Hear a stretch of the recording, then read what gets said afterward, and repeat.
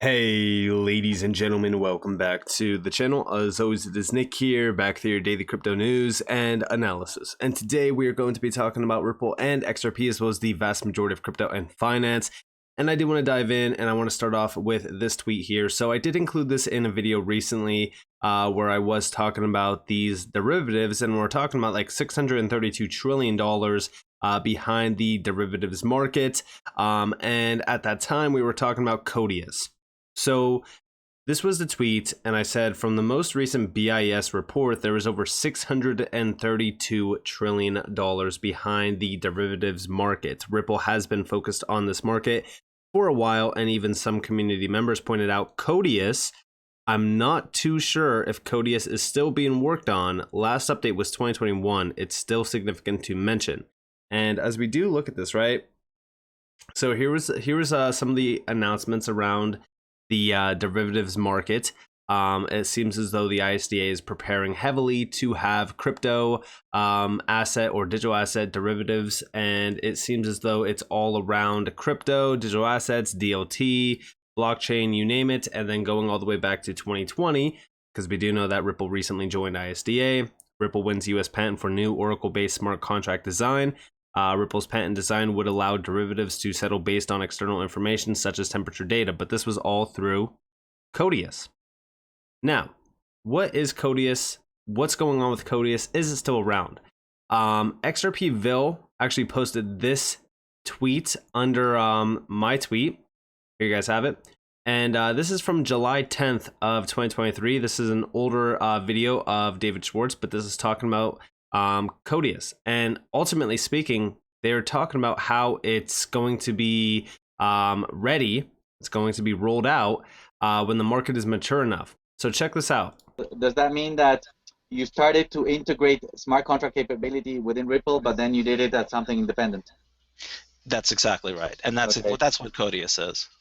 So is Ripple as it is limited in the same way for adding programmability, and that is why you created Codius? I think that's a fair statement. I mean, we could have extended Ripple to include more smart contract capabilities, just like Bitcoin could be extended to include more smart contract capabilities. But then the problem would be, what if you want a smart contract that interacts with both Bitcoin and Ripple, or interacts with Bitcoin, Ripple, and some other system, like things in the real world? Okay. It made more sense to develop a new platform, we think. So does that mean that you started to integrate smart contract capability within Ripple, but then you did it as something independent? That's exactly right. And that's Okay. that's what Codius is. So let's talk about Codius. Codius, what is the purpose of Codius? I read the white paper also. It says it's smart oracle. So it's going to be a node within the Ripple network, or a node independent between networks, that is going to be connected to the real world, absorbing information, and it will also have smart contracts on it. Right, and the important thing is that it can interact with systems like Bitcoin and Ripple, which means you can have an agent that no one person can control that can manage funds according to rules that are agreeable to a number of people. It's essentially an attested hosting platform, so that you can run software in a very secure way, so that more than one person can trust that that system will follow the rules that they've agreed on. So if I am like a side chain for Bitcoin, or some application on Bitcoin, or some application on Ethereum or Ripple that needs external information, I can go to a Codius node, which is external to all networks and independent, and get that information to execute a contract, for example. Right, and that contract can hold keys to funds on networks like Bitcoin and Ripple that it will only use in accordance with the software in it. So the problem that you would have today if you wanted to deploy some sort of a smart contract-based service is, where does the smart contract run? And everybody has to test that, has to trust that execution environment if the contract is going to handle their funds. So what Codius gives you is an execution environment that's distributed and secure, and then that becomes the target platform that you can design your application to. So you already know that you're going to get a platform where everybody knows that anything that controls, like funds, will be used only in the way that they've all. So yeah, I mean, listen, Codius is essentially, getting prepared for it to go live when the market is mature enough.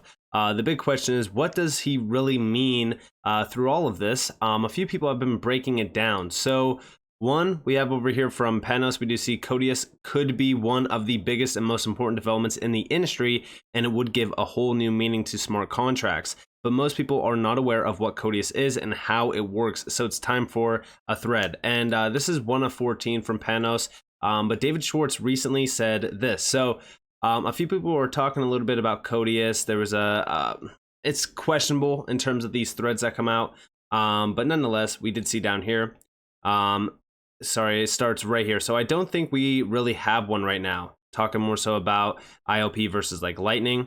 Ripple and ILP, Interledger Protocol, kind of drifted apart when Ripple decided the market and the technology wasn't ready for Codius. Personally, I wasn't super excited about Interledger Protocol's must be fully connected principle. That would mean that if two countries sanctioned each other, ILP would have to pick which one to support. I didn't think a network designed to interconnect a world should have jurisdictional ties like that. Thinking about how awesome email is and how terrible international payments are, I realized that email had two features that were logically separate. One is that there's a universal namespace. I could just tell you my email address and you have a value that plugs into a field your tool will have. The other is a universal protocol and connectivity scheme, SMTP and DNS, mean that given your email address, I can connect to a mail server and use the right protocol to send you mail. My view is that the universal namespace has huge value even without a universal protocol and connectivity. Without a universal namespace, humans have to negotiate payments. Do you have PayPal? Nope, not in my country. Zelle? I don't know. How would I know? Maybe check with your bank, but what about Bitcoin? I think I have an account. What information do you need from me? I need a Bitcoin receiving address. Do you have one? No, what's that? Etc. Continued.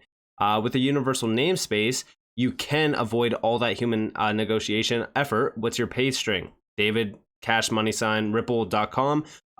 We both have access to Cash App, XRP, and Bitcoin. I'll pay you with Cash App.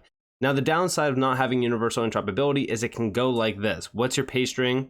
Damn, I have Zelle and PayPal. You only take XRP, Bitcoin, and Cash App. But at least it doesn't take you half an hour to get to that point. And if there are multiple paths, you could easily pick the best one. ILP chose to require full connectivity to get access to the ILP namespace. I felt that that was going to be a drag on adoption, so Ripple worked more on Paystring and Coil, worked more on ILP.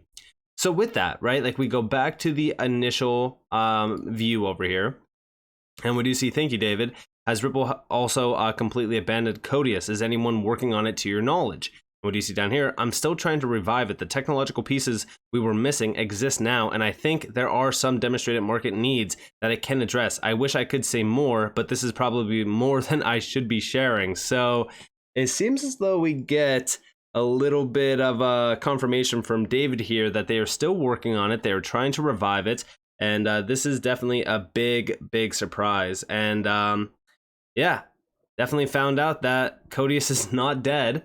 This is a crucial piece of the puzzle. And what you see down here, when Just Moon joined Ripple, one of his first projects was to build a smart contract system for the XRP ledger. By April of 2013, a prototype was ready. And here a few months later, there was a young Bitcoin developer that visited San Francisco and was a Ripple intern for a few weeks staying at Stefan's house.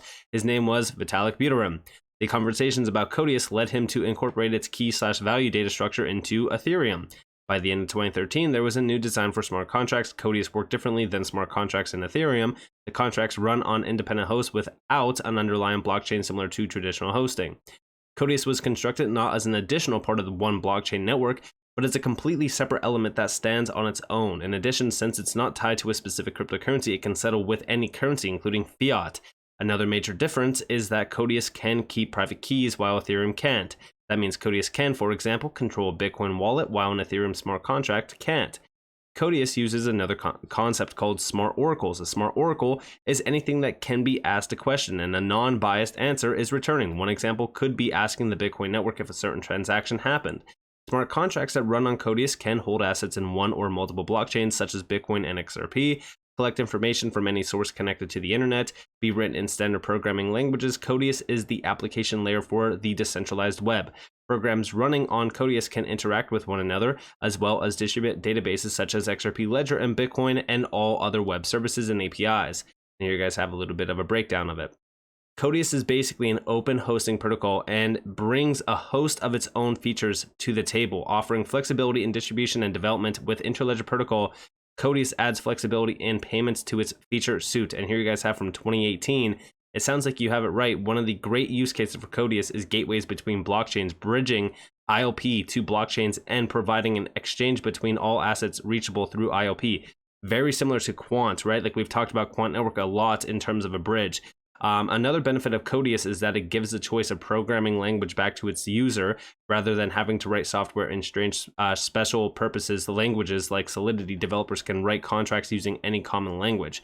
A Codius contract can run on an unlimited number of hosts, giving it greater decentralization than any existing blockchain can offer. Or it could run on a single host. Each developer can choose the right trade-off between cost and security for their application. Unfortunately, Codius was a victim of bad timing and a lack of focus, but I still believe it has huge potential. I would like to see Joel Katz, David Schwartz leaving Ripple to fully concentrate on building and reviving Codius. And we do see, unfortunately, at least for now, it's a victim of the fact that Ripple can't do everything we might want to do. If I wasn't working at Ripple, I'd build a business around Codius. The Codius approach to smart contracts is unique, and because it is blockchain agnostic, it frees developers from being locked into any specific chain, which is the holy grail for the next generation of financial and business apps, a solution that could benefit the whole industry. And, one thing that I will mention here is, do we really need Codius? That's the big question, right? Because we technically already have Quant Network. We know that XRP is already tied to Quant Network. We know that Ripple is working with Quant already. Is Quant what Codius was supposed to be? It's definitely interesting to note, but I do think that this is a puzzle piece that definitely is a big one. And I think that's definitely interesting to see David Schwartz talking a little bit about this and then going on to say that he said essentially too much. And, kind of confirms that they're still trying to revive Codius. They're still trying to work on this. And this could very well be huge, especially for the entire industry, in a way that, kind of complements technology around this space as well. Very similar to Quant, right? Like how Quant complements blockchain technology. They're kind of right on par with the same thing, except Quant is a little more on the side of working with central banks. Codius is pretty much for everyone and anyone. So this could definitely be huge. And I do think that Codius is kind of the missing link here. Like I said, going all the way back to this tweet, I think that Codius is sort of the missing link with this. We know that, Codius was originally kind of tied back to derivatives anyways. So, this could very well be the gateway to that $600 trillion market. I know that recently we talked about the $300 trillion that was confirmed by the ISDA to really kind of become on, DLTs and blockchains in terms of the value. Definitely interesting. I think that we need to definitely focus on more of the developer side of things with like Codius, because I think that Codius is a huge one. We know that going all the way back to 2015, David Schwartz said that Codius was essentially going to be rolled out when the market was ready. And we even see David Schwartz confirming over here that, now the market has what it needed at that time. So, it was lacking those specific parts. So it could definitely be ready now. And the big question is, will this become a thing, or is it going to be forgotten? Is it not going to launch? Is it not going to happen? Are we just going to have Quant working with Ripple at some point in time, which we already know that they are with the Digital Pound Foundation? Definitely some interesting questions here. But I do think that this is a pretty significant update considering the fact that David Schwartz basically confirmed that they are still working on Codius, which, like I said, this is where things get very, very interesting, especially around the derivatives market and many other markets, because this could open a ton of doors to opportunities outside of the scope of what we are used to talking about when it comes to Ripple and XRP. So with that being said, I hope that you guys enjoyed this video. If you guys did, definitely leave a like, subscribe to notifications on if you guys have more free content. You guys are more than welcome to follow me on Twitter and join the free Discord down in the description below. This is up to you all. Have a beautiful day, beautiful night, wherever you guys are on this. Before this, been Nick. Peace out, guys.